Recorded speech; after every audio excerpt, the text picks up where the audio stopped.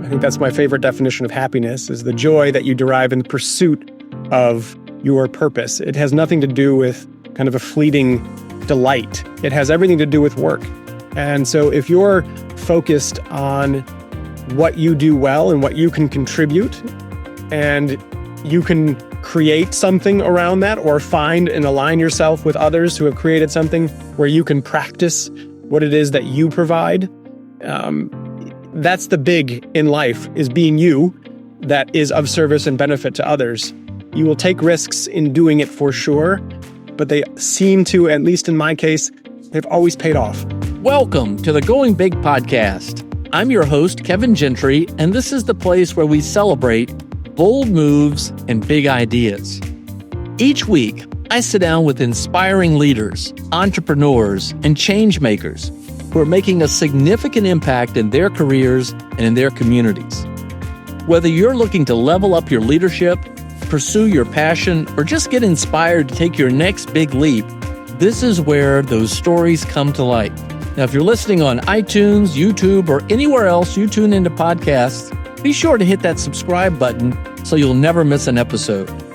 Now, let's dive in to what it means to truly go big. Well, ladies and gentlemen, welcome to another episode of the Going Big podcast. I have to say that very few people in the restaurant industry, and frankly, very few people generally, have embraced the whole go big notion the way that our guest today has. Neal Wavra. Neal and his wife Star in 2016 took a big risk to start a restaurant in the Washington, D.C. metropolitan area called Field in Maine. It's located out towards the Blue Ridge Mountains. And since then, their restaurant has really flourished. It's one of the great restaurants of the Washington, D.C. area, one of the top restaurants. And Neal has a lot of plans to continue to go big. Neal, let's just start off. How did you and your wife kind of consider, what was your vision for opening Field in Maine and how you wanted to go big? Well, thank you for having me today, Kevin. It's a pleasure to be with you. I've had the occasion, of course, to have you as a guest out this way, so I very much appreciate your comments, both as a podcaster now and someone sharing this information in the world, but also more meaningfully, certainly from the relationship as a guest. For us, this restaurant represented the opportunity to create connections with our patrons, with artisans, with craftspeople who we wish to represent, but also to be part of a community. And for my wife and I, our prior experiences in hospitality, our previous work experience, were in some really spectacular places, some really refined and special places, but places that, for all intents and purposes, were for the special occasion, for the 50th birthday, the 25th anniversary, what have you. People saved up, made a point of going once in a lifetime to have those types of experiences, and they were very meaningful. It was, you're playing at a very high level, and it was exceptional to play at that level. We seek to try to play at the same level here, but to afford people more an opportunity to come more regularly and to be closer to where the artisans and the craftspeople and the farmers that we get a chance to work with also are. And so they too could be part of the experience. So we concocted the idea of Field in Maine. We wanted a place that we could settle down, have our two children, and be part of a community and not necessarily be rotating every 2 or 3 years to another place to advance a career, but really to become rooted in a community. And so when we began to think about those kind of parameters, this little village of Marshall, Virginia, became an ideal spot to consider. It was a place we were working already. We were in the Middleburg area and up in Paris, Virginia, for about 5 or so years prior to this, to opening Field in Maine. And so we had relationships established with those farmers, with those artisans, with those winemakers and brewers, and wanted to continue to promote those relationships, promote those products, and to further those relationships. And this building that we're in here, where Field in Maine is located on Main Street in Marshall, Virginia, once was a restaurant back in the 1800s. And so all of those things came together to kind of align to create a space that we could repopulate with its original purpose, bring that back, and continue going forward in the future to form community with food and drink. Well, ladies and gentlemen, if you're listening and you're familiar with the area, you know what Neal is talking about. But if you're unfamiliar, The northern Piedmont area of Virginia at the foothills of the Blue Ridge Mountains, I would argue, is some of the most beautiful area in the United States. So it's another reason to come visit. And we'll get into more of that as well, but I want to go more into your story and your journey, Neal. So you grew up in Chicago, is my understanding, and a family where food and the whole concept of food and the community and time around the meal was important. And then you decided to go from Chicago to Walla Walla, Washington to college, to Whitman College out in the Pacific Northwest. What was the kind of go big moment that inspired you or introduced you to the hospitality sector? How in the world did you decide that's what you wanted to pursue? Well, as you noted, yeah, family and growing up in Chicago, food is everywhere and in great supply and at all levels throughout Chicago, but even and most importantly, probably within the context of our family. My grandmother and on my mom's side was a great cook and an Italian cook, and that part of going to grand family meals where you see my hands starting to populate the screen right here. I can't even talk without them from the Italian context, right? That side of the family, certainly food was important and big grand meals and just pasta and meatballs were important. But we were always at a meal talking about a previous one, talking about the next one. And so I had always associated food with family, I think, and with connection. And same thing was on my dad's side relative to his mother cooking for us when we visited and going through, the old Polish neighborhoods and Lithuanian neighborhoods and things on the south side where my dad worked for a period of time. And every time we would do something, it would be oriented around some kind of food experience. And so that was always important for me. When I was 16, my mom and dad gave me a wok because I was watching Yan Can cook and I wanted to learn how to stir fry. And so food became part of what I loved about the world, and yet it wasn't my focus. And so I went to college, as you noted, in Walla Walla, and I chose Walla Walla to go there in a way as an undercurrent, not because of the education that I was going to receive per se, but because I was enamored with the idea that the mountains were around and the agricultural fields that surrounded Walla Walla were there, and that when you matriculate to Whitman College, they send you a box of sweet onions, and that there was actual balsamic vinegar and olive oil on the table as I was a considering student. And so there's all these elements that were food related. While I was there, I got a job and worked for the food service that was, it was serving the student body. I did an internship through them in one summer and worked at another food service operation nearer to my home in Chicago. I started a gastronomical society, as we called it, a food club. And so food was part of my experience there, but it wasn't yet a legitimate pursuit in its own right. And I leveraged my experience in Walla Walla to go to a graduate program in California where there was plenty more food. The markets were spectacular. I was in a new wine country and I was of age at that point. And so enjoying those experiences still really informed all of my time outside of the academic pursuit. And so academic was substantial and real, and therefore led to a career for a period of time in government.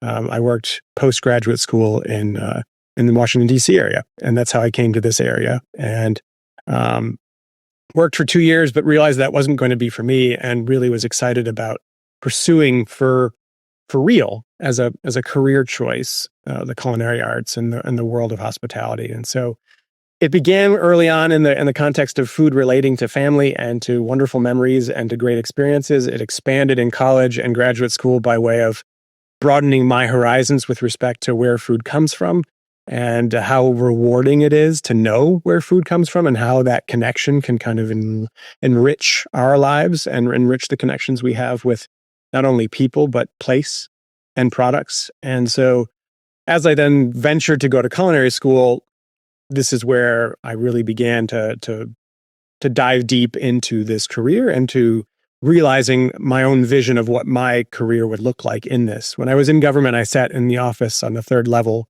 of the Department of Commerce building, looking out over the mall, dreaming up this idea that I could link the farm to the table through policy, and policy ended up not being my path, but then that evolved into food, and recognizing that if I had a restaurant someday and a place that had a farm or farms around me and sourced from those farms, and then used that product to create a community of clientele and guests as well as a staff, that would be my big vision of what it would be like to add value to a farm commodity product through hospitality. And that practice has been one that I've been working at for, I guess, now 20 years. Well, that is very cool. And that is at the core the reason that I wanted to invite you onto the Going Big podcast, because you've had this vision from a relatively early age. It's kind of funny. I've had other guests recently, Pinto and Billo Navarone, who from Walla Walla, also from Rasa, but they started theirs later in life. Polly Gentry, an artist, kind of found her gift later in life. But at the core, everybody's trying to figure out what is their gift, what is their passion, how can they follow it? And I think it's so cool that you had this dream and wanted to keep pursuing it. So my understanding is after the stint in government, and it would be a little curious even, was there something about that also that wasn't taking risks, that wasn't sort of the going big that you wanted to do? But anyway, from that, you went into the hospitality space and you worked for some of the greats. I mean, Charlie Trotter, Chicago-based, one of the absolute great restaurateurs. And then certainly my understanding is you were at Blackberry Farm in beautiful Wallen, Tennessee, one of the great hospitality places in America today. Tell us a little bit about that. Absolutely. I think, so I ended up at Charlie Trotter's after culinary school. And culinary school, while there, I was afforded the opportunity to win a couple of scholarships that helped me to travel California and France and Italy, principally around wine and the study of wine. And in the pursuit of that, I was able also to dine at a number of amazing restaurants, a number of Michelin-starred restaurants and otherwise. And my takeaway from that experience, beyond gaining a tremendous amount of wine knowledge, was that really great dining experiences were just that. They were experiences, and they were part about food, but not only. And they were also about service, and they were also about the ambiance, and they were also about the wine. And when I graduated, my mother took me to Charlie Trotter's as a gift. And when we went, that was also my recollection from that experience. I took away from that an experience that was, I felt seen, and I felt like I was catered to. I was a culinary student, so they showed me the kitchen, and they certainly talked about food in a level of detail that they maybe didn't with others. They gave me a tour of the wine cellar. They took an attempt at trying to create an experience that was special. And I had wonderful dishes, but I don't really, and I didn't even shortly after, recall the dish. I recalled the experience.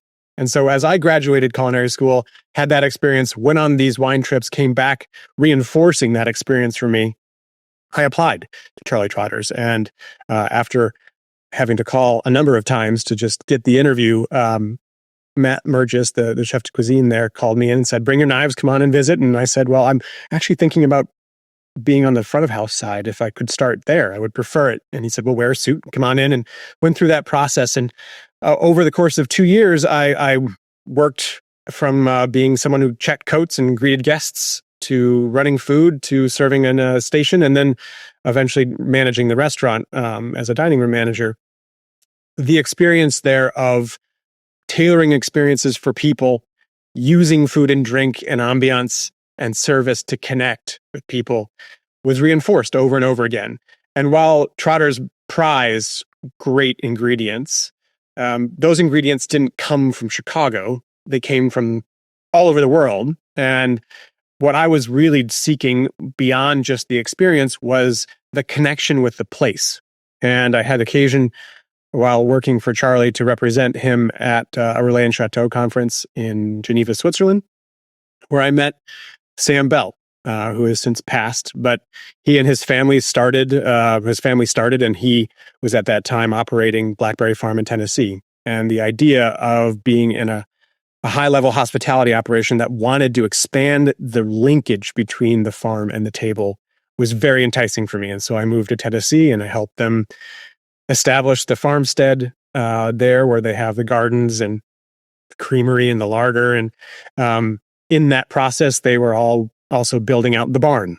I don't know if you visited the barn when you were down there, Kevin, for your event, but I imagine you did. And The barn was a new facility, a new restaurant that I helped open. And so I leveraged my hospitality experience to link some of the farm experience there and create another level of experience that was meaningful for guests. It was neat to see patrons bring their kids in and take them to the garden in order to show them that carrots came from a garden, not from a plastic bag. And so having that relationship was deeply meaningful. So those two experiences for sure. Charlie was and still is sort of the devil and the angel on my shoulders. He's been a mentor, even as we didn't work closely necessarily together. His ethos and his organization continues to act in a mentorship role for me. Blackberry was a great exercise in me applying what I had learned and working extraordinarily hard to launch something and to help build out something, and to be part of that process. And so I've drawn on both experiences, well, for the rest of my career, for sure. That's amazing. And this is another one of the reasons I wanted to have you on the Going Big podcast, Neal, is you bring all this stuff together. And when you go to Field in Maine, it is an experience, and it's great food, and you have great wine. We're going to talk about the wine in just a moment. The ambiance is amazing, but the sum is greater than the whole is greater than the sum of the parts. And I think you bring that together, and you have that vision, and that's what really rings out, which is cool. All right, so you went from working in the industry, working for others, to going big. You and your wife Star decide to take the leap and start your own restaurant. And it, as I say, it flourished, but then boom, COVID hit. And COVID was a serious crisis in the hospitality industry. Many great restaurants couldn't survive. But, we know that in every crisis, there are elements of both danger and opportunity. And you seized on some opportunities. Tell us about the sort of going big of the opportunity that you were able to also see during the COVID years. Well, thank you for saying that. Yeah, it was a special time relative to what we were able to accomplish here at the restaurant. And I think it all boils down to quite simply having a mission that was formed from childhood through Walla Walla, through working at Blackberry and Chicago to here, of finding a way that food connects people. And I think the concept, the going big idea relative to opening our own restaurant was what really had defined how I saw that. Like, I needed a physical structure. I needed a table. I needed you to be at that table in that physical structure, the four walls of a restaurant, in order to connect with you, in order to share with you the cuisine that we had put together, the wines that we had chosen, the ambiance of the space. And while all that was true and is true, what COVID taught me was that the mission was not dependent on a space or those constraints. You could still use food to connect with people. And finding a way to do that every day became that much more interesting. And that was the guide that helped us move through COVID. And so we couldn't serve inside. Well, we could serve off the patio in a to-go bag, and we could still connect with people. We could connect with folks who wanted to sit outside at a picnic table, and we could bring them something socially distanced. From the wine standpoint, I was missing the opportunity to really curate individual experiences with wine. And so we began doing a mystery wine blind tasting where we would sell a bottle of wine, and we still do this to this day. We did it every Thursday throughout COVID, and now we do it on the third Thursday of each month. And you join me on YouTube or on Facebook, and you take the brown bagged wine, the enclosed bag of wine home, and you don't know what's inside as long as you don't peek. I don't either. My staff, my team picks out the wine, and then we go through a process, a deductive process that we've sort of hybridized from the Court of Master Sommeliers and the WSET program and just our own experience with wine to try to bring it down to anyone's level to where they can appreciate what's in their glass and identify certain characteristics in order to determine what the wine might be. And that process, it's fun if we get it right. It's fun if we don't. We have a glass of wine together. And the process, though, created community. And we found through this experience that online, to go, we found people found each other and found meaning in that connection. And at the end of the day, was it more important to serve like the well thought out dish or to be able to serve a dish.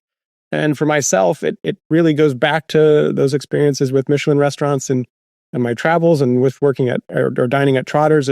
The experience is the most important part, and the food and the drink and the ambiance and the circumstance are all subject to the mission of trying to relate. And as COVID kind of started to loosen and restaurants started to open up, we had 25% capacity inside, and then it was 50%. I had this space. We have an adjacent space that's part of the property here that I had a bunch of ideas of what to do with that space, but none of them are what's there now. And COVID helped to really form what that is. And we have 7 cabanas now that we've built outside, individual dining kind of huts, as some people call them, but they're little cabana spaces that seat up to 6, and one of them seats up to 10. And I realized that we were going to say goodbye to a certain series of guests as we started transitioning away from the to-go offering, because we were now coming back inside. And that wasn't going to be enough to necessarily sustain the business and the team that we had put together and the relationships we had with the farmers who were still growing and producing. And we had a relationship and a reason and a responsibility to help them continue to find a way to make use of their products.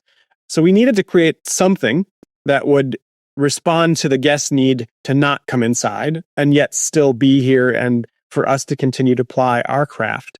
And the cabanas were what came to me. And so there was this, as has been the case in a number of times, the big idea is a download. I'm a conduit for it. It comes in, and within a week, I had the initial structures kind of roughed out.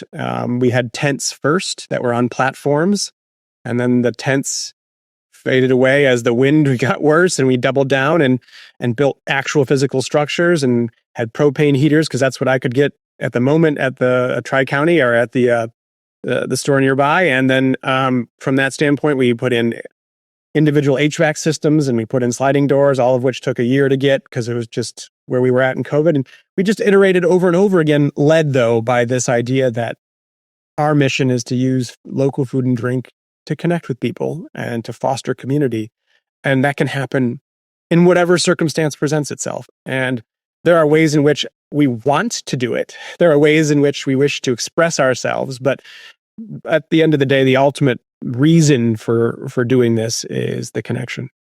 Well, love how you embrace these challenges. And as someone who's dined out under the sort of the garden space and in the cabanas are great for small family get-togethers as well as inside in your dining room and at the chef's table. You just have so many different innovations. You're always embracing that. You're embracing transformation, frankly, too. So what's next for Field in Maine and what you're doing? What's your next go big? I mean, now tell us about your Fable Hospitality Group. It houses the Red Truck Bakery. Tell us about that. So from the standpoint of the restaurant, we continue to focus in on those relationships with artisans and farmers and getting better at expressing what they're giving us in a moment in the season. We have an a la carte menu that affords guests the choice of appetizers, entrees, and desserts. And then we have a present menu, as we call it, the gift of the moment. And that's a tasting menu as a sequence of courses that represent sometimes smaller portions of things that we don't have enough of to run in an a la carte form. And so continuing to evolve that to get better at and to look forward to each season. I mean, one way, I remember Chef Linton Hopkins in Atlanta talking about spring peas. Like, I'm going to have, if I get 30 more seasons, I get 30 more shots at making spring peas. Like, there's asparagus comes on and should be excited about that. And it should be everywhere. And so I'm anticipating that perhaps more so now than ever because of this cold winter. So from the Field and Maine standpoint, it's about really refining our offering of what it looks like to be a restaurant that seeks to bring the farm to the table. From a Fable hospitality perspective, Fable meaning the farm and the table where the two meet. It's not just a story, but the hospitality element has embraced the idea of expansion and growth by way of wanting to have the ability to provide more for our staff and our team, for growth opportunities, for healthcare. And we were able to acquire Red Truck Bakery, which is across the street from the restaurant here in Marshall. And there's also the original location in Warrenton, and we ship nationwide. For me, though, the idea and the understanding came to be farm to table at first, but the table's a little bit too small a footprint to really have an impact meaningfully on a farm. I don't buy enough from any given farm to be important. I also don't think I should buy so much that I am the most important. I think farms need to diversify. If I go out of business and they've built their whole production around me, that's not safe either. But the idea then of a farm to village concept is where our next big move is, right? Is trying to help to figure out how do we create enough scale to say to the farmer, we'll take it, all of it, and we'll use all of it. It's our charge then to take the steer, not just the ribeyes or just the tenderloins. And how do we take all of it and make use of it? And can we do that by leveraging? I like to think of it in the context of this restaurant being, all right, so some great chefs are going to have to use what is local first and then be globally inspired to create dishes that are compelling and have our guests come in. In the same vein, what would a baker do with these ingredients? And how do they create something that's special, that is compelling, but in a different format? And then are there other subsequent enterprises, restaurants, elements that can be created to make better use of the product that's around us? And then how does that model come together in a way that's appropriately scalable? And we don't have to be the ones that scale it, but if we can help write the book on it, so to speak, or to rewrite it, because I think it used to be that way, right? That's what the book was for even for this restaurant back in the 1800s when it was a restaurant. This was what it was built to be. They were sourcing locally to the extent that they had to. They could go further afield or could go further afield, but generally speaking, they were providing a hospitable experience for guests and patrons who were traveling by or who lived here with the foodstuffs of this area. So we'd like very much to create a playbook of what it looks like to source from a region. For us, it's the Virginia Piedmont, and to express that in multiple ways. And so I think that's our next focus. That is excellent. And Neal, I don't know whether you know this. There's no reason you would. I grew up in the Blue Ridge. I grew up in Culpeper. And I'm now having these memories of having spring peas and spring potatoes and asparagus early in the year, just as we switched to March. I can anticipate all of that. That's so cool. That's really very, very nice. All right. So one more question. So you're also one of probably one of the leading experts on the Virginia wine industry. And let me ask you, what's next for that industry?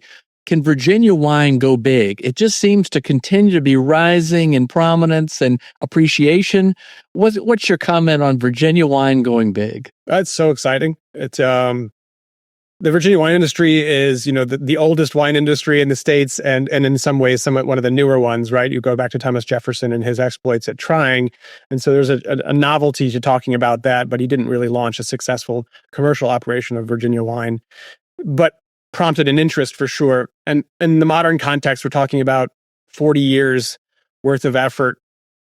More than that, perhaps now. We're cresting in on sort of almost 50 years of work to try to make this industry what it is, and its relative levels of influence and evolution have been locally focused, regionally focused, and then kind of even a little bit larger than that. And now what you're seeing, I think, too, is an interest in going beyond our borders, and it's happening, and it has happened already.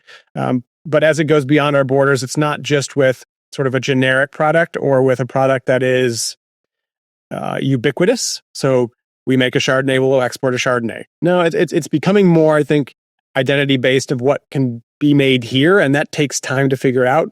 Talking about sort of the spring peas or the asparagus, as a winemaker, you get 50 vintages. I mean, how many vintages you get? Not many. And if you want to make a change, it's another year, and it's probably multiple years before that change happens.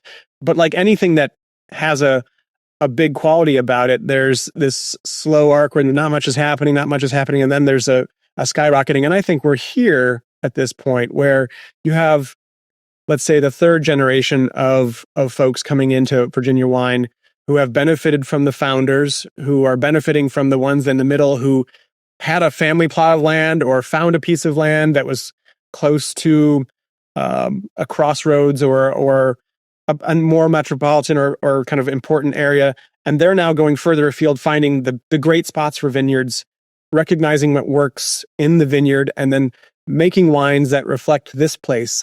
And as a result, you have uniqueness. And when you have uniqueness, then there's something that's setting you apart from the rest of the world. And that's the exciting proposition, I think, for Virginia relative to the rest of the world. I think of little regions like Priorat in Spain, where they have old vine material, they have old knowledge, and they have a kind of a profile to the wine they make.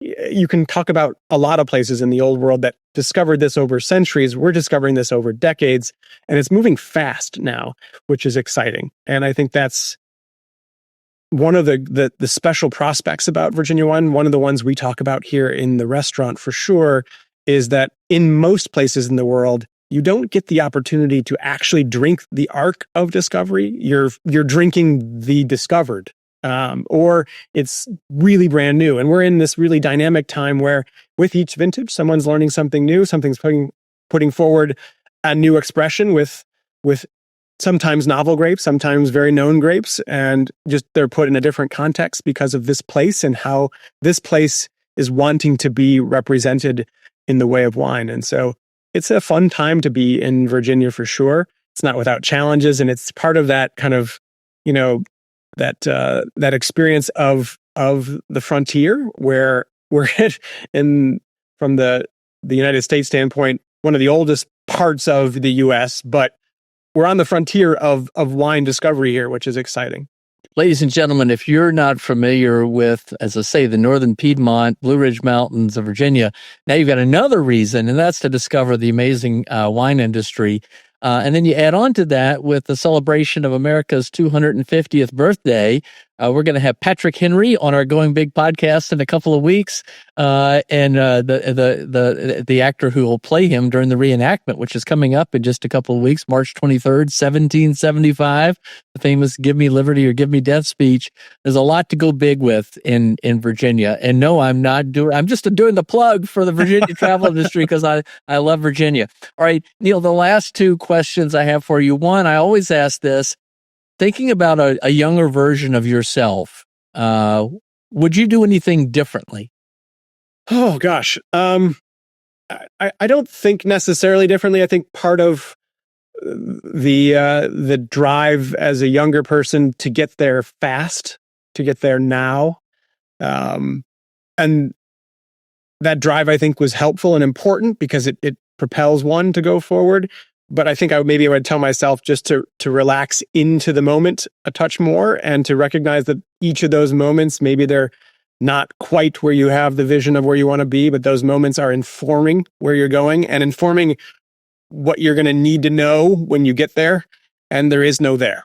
The moment is all you have. And that kind of settling into that is what I think I've come to understand better. I'm not a perfectly practiced individual in this respect. I can live in my head and look forward quite a bit.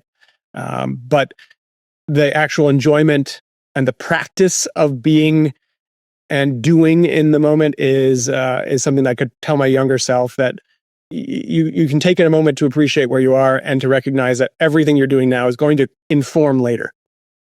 Well said. Wow.